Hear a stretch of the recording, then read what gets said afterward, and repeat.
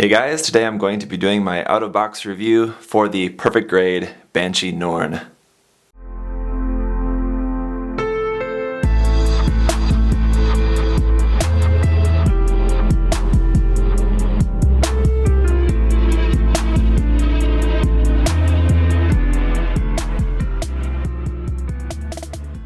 Now the first thing I want to say is just to apologize that this is not really going to be a full out-of-box review. I really just want to show this to you guys just because it's finished snapped.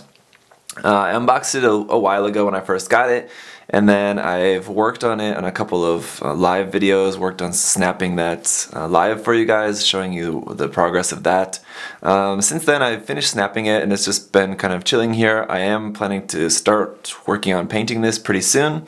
But in the meantime, I just wanted to show it to you guys just because I'm sure there's some of you guys who would just like to see how it's going to look just snapped up.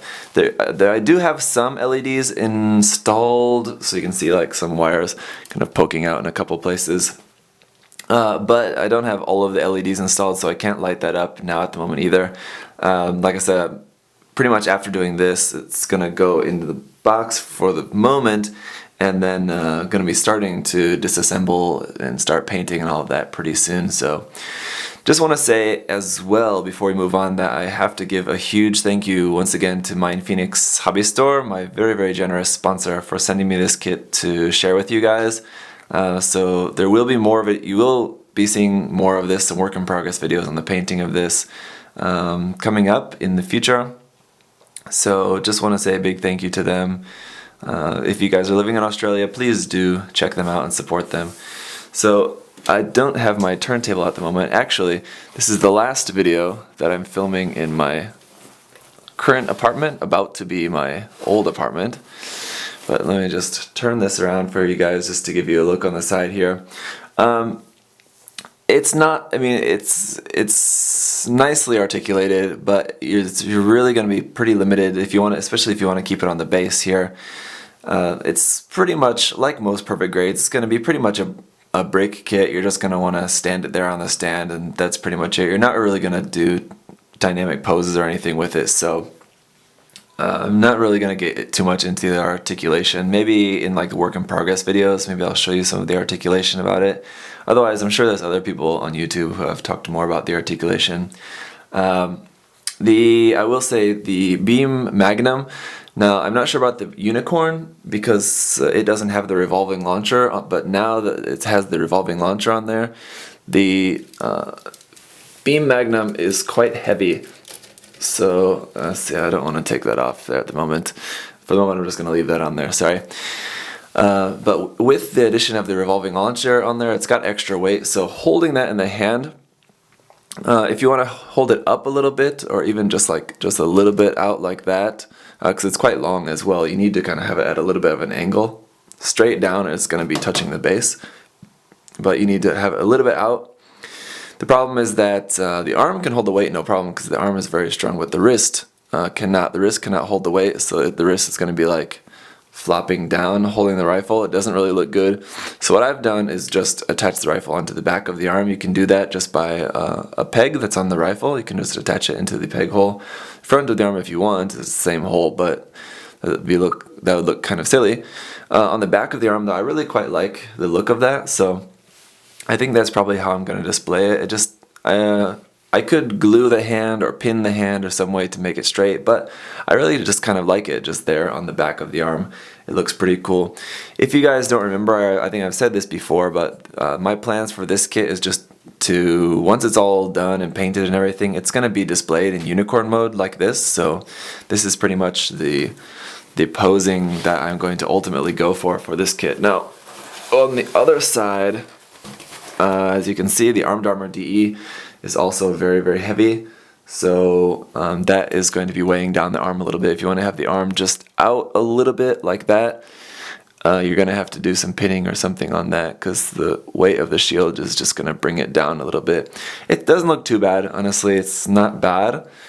I don't know if I might try to fix that or not, or maybe not have the shield attached onto the arm, maybe just like standing up here and have him just kind of like holding on to it or something. Possibly might do something like that. I haven't quite decided, but if you guys saw in the live videos, if you want to go back and check that out, you can see the Armed Armor D is really, really cool when it's all opened up. So it's kind of a shame not to show that like opened up. Like I said, I'm going to be displaying it like this in Unicorn mode. But that's kind of just how I think I'm going to do it. For the Banshee Norn, I prefer it in Unicorn mode. For the Banshee, just the regular Banshee, I prefer that, well, either or, really, to be honest. But my regular Banshee, I'm going to display in destroy mode. So I have another one of this kit, and I have the part set you guys saw. I have the part set to make it into a Banshee. For that one is going to be in destroy mode. This one's going to be in Unicorn mode. So I will keep the LEDs in it though once it's all done, because I do still want to use the LEDs, because you can still see the LEDs coming through the cracks and things like that, and then like through the faceplate and stuff will still look cool. I think I'm going to use the third-party LED set for this because you're not going to see too much of the LEDs, so I really don't want to use the expensive Bandai one. I'll just use that's what I have in there now, but when I go to paint it, I'll switch it out and put in the third-party one. Let me just turn this around just in case it's interested in seeing the back. It works better to just pick it up like that. I do also have the extra ammo cartridges there on the back skirt. You can see extra ammo for the beam Magnum and revolving launcher there. So yeah, I don't know. The Banshee Norn in destroy mode is pretty cool, with like the big Armed Armor XC on the back, and then like the shield all opened up, and then of course everything else. But I don't know. I've always just had a soft spot for the Unicorn mode. It's something about just the simple design of the Unicorn mode. It looks really, really nice. So the colors that I'm going to go for this is probably going to be all black rather than this dark blue color that it is now. I think I'm going to go for just all black, and then the gold will be gold.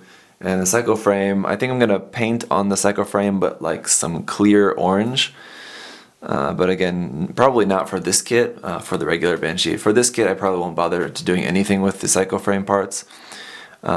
Same for the inner frame as well. I'm probably really only going to bother painting the inner frame parts that show, because it just would be kind of an awful waste of paint to paint all of that inner frame that's just all hidden under there. It's kind of a waste, right? So I'll just like take some photos, a bunch of photos of it like this, so I know like which parts of the inner frame show, so that I know that those parts I need to paint. Everything else I can just not really worry about. So that's pretty much going to be it for this video. There's not really a whole lot else that I can say about it. I'm sorry that I don't have my LED, sorry, not my LED, my UV light. I did show that a little bit in some other videos. I think a video on my Facebook page, as well as maybe a past work in progress video. I think I showed in one of the live videos, I think I showed this under black light to show that to you guys. Under UV light, it looks awesome. You can see like even all the cracks of the Psycho Frame showing through, so it looks really, really good under UV light. Like I said, this is the last video that I'm shooting in my old apartment, so like pretty much everything is packed. Everything in the entire apartment is packed. Like this is literally the last night in our apartment. This is the last thing, after shooting this video, this is the last thing I have to pack. I just wanted to get this done before I pack this away in the box, because then it'll just kind of wait there probably for a couple weeks before I get it out to get ready to start painting it. So just about gonna be it for this video, guys. This is pretty much just more of like a work in progress video more than it is a review video, but I just wanted to kind of show that to you a little bit. Really, really cool kit. It's very impressive. I think personally, I think the Unicorn mode is very impressive as well.